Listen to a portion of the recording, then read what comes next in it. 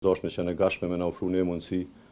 me na garantu një drejt që e garanton kushtetuta edhe atje, për një protestë paqësore, mos provoni me shku, sidomos luftëtarët të ushtrisë të Kosovës. Neve nuk i kemi bo ftesë zotit Mickoski me marrë pjesë në këtë protestë, me tregu drejt këtu janë të ngjashme me deklaratat e Georgievskit në vitin 2001, pra i kryeministit atëhershëm, deklarata që nuk tregojnë unitet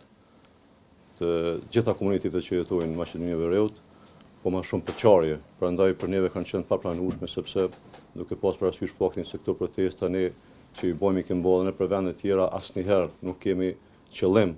me ndiku në politikat e tyre të brendshme atje,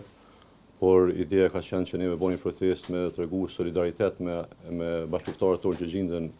atje në gjykatën speciale. Prandaj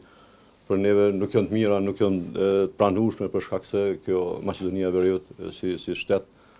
po besoj që aspiron me qenë nesër pjesë e familjes europiane, prandaj kjo është dashme që në gashme me na ofru një mundësi, me na garantu një drejt që e garanton kushtetuta edhe atje, për një protestë paqësore. Data 13 dhjetor, në ora 13,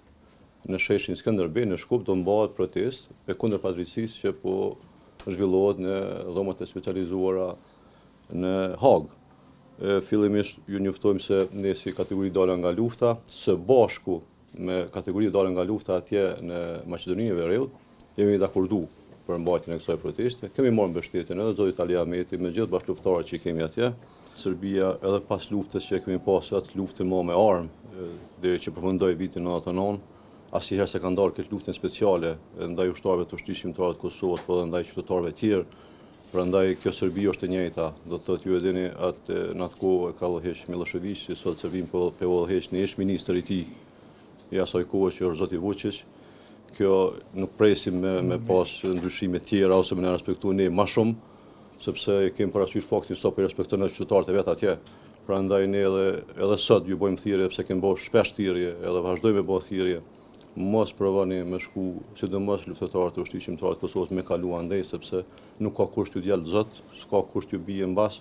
Prandaj zgjidhni alternativa tjera e asnjëherë mos provoni me shku ka Serbia, sepse është e njëjta Serbi që ka qenë ajo edhe para luftës edhe gjatë luftës.